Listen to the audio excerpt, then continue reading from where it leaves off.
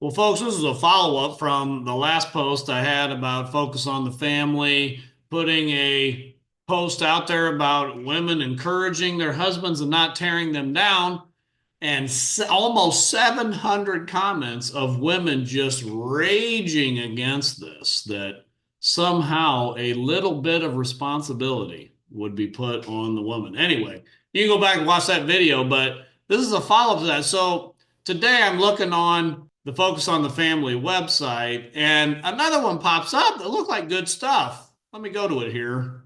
Yeah, here's the post. Rejoice always, pray without ceasing, give thanks in all circumstances, for this is the will of God in Christ Jesus for you. 1 Thessalonians 5:16, 18. And the post says, are you praying for your husband?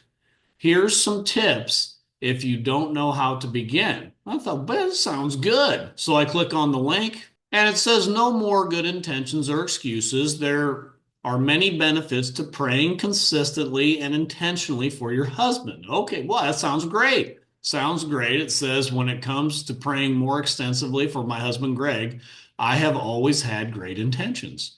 I've intended to schedule longer prayer times in which I could faithfully seek the Lord on Greg's behalf rather than simply pray when he's going through a crisis or challenge.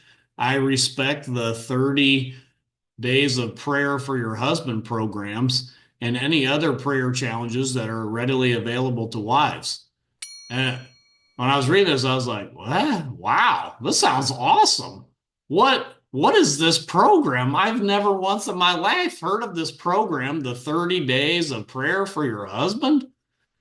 Wow, I got to get my wife signed up for this. Anyway, it says, however, the chaos of my life and the fast pace at which I live tend to influence the reality that my prayers usually end up covering whoever or whatever experienced the crisis of the day. She says she's heard the Lord say to her she needs to pray for your husband. And so she said, no more excuses in this area of my life. I've decided to embark on the adventure of praying consistently and intentionally for my husband. Well, sounds great. And then she lists some reasons why. She says, prayer reflects the intimate relationship I have with my husband. Awesome. Love it. She says, prayer builds intimacy and oneness in my marriage. Oh, that's good. Prayer sends a strong message that Greg is a priority in my life. Well, godly woman, that's great. I hope so. Yeah, be in submission to her husband. He should be actually number one priority in your life. That's great. She's saying prayer helps with that. Love it. Love it. Love it. She says prayer softens my heart and adjusts my view of my husband. Oh, that's good. Boy, I like that too.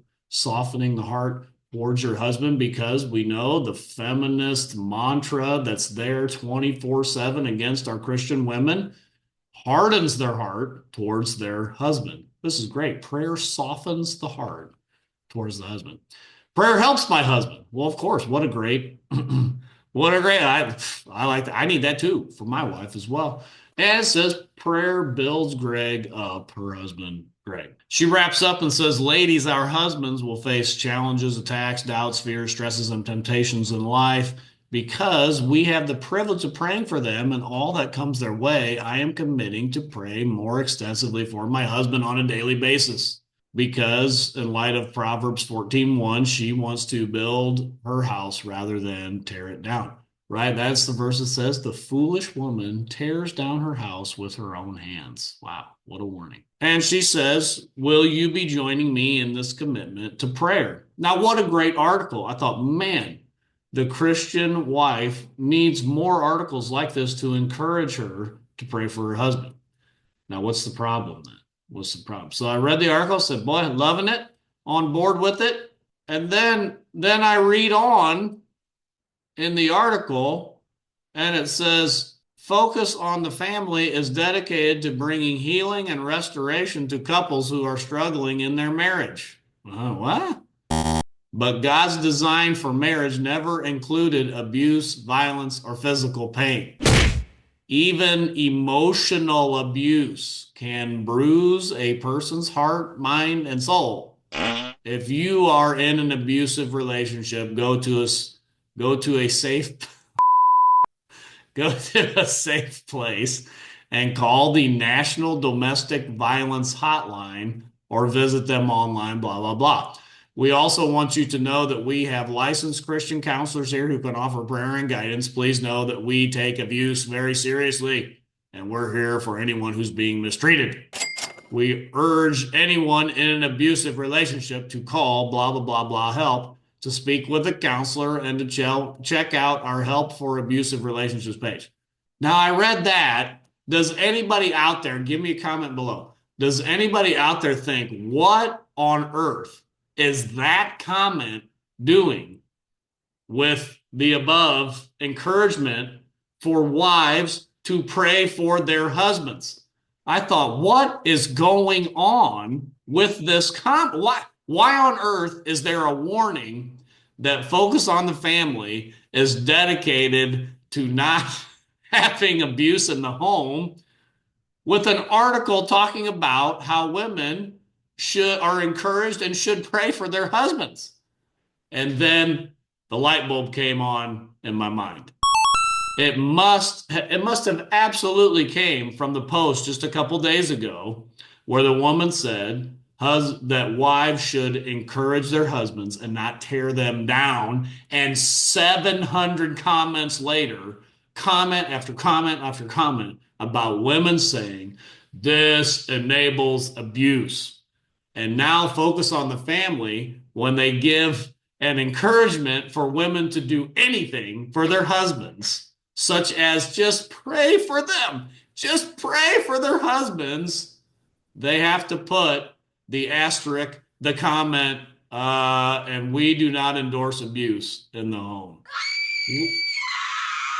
What on earth is going on here? Now, when I saw that, I thought, that is pathetic. That is pathetic. How on earth does that belong with an article about the wife praying for the husband, other than there was so many women mad about the last comment that was directed towards women encouraging their husbands, that they had to put a comment about abuse in there. They have white knighted and simped out for these women, and it is ridiculous. And I'm calling them out on it. I am calling them out on my channel. I'm going to call them out on it and say, this is nonsense. You cannot call women to pray for their husbands and then say, oh, and by the way, we don't endorse abuse. No, that's wrong. Wrong, wrong. And I'm calling it out. And we're going to get it turned around. And we are getting it turned around because Christ is winning. He is building his church, and the gates of hell will not prevail against it. Until next time, this is the Post Millennial Man.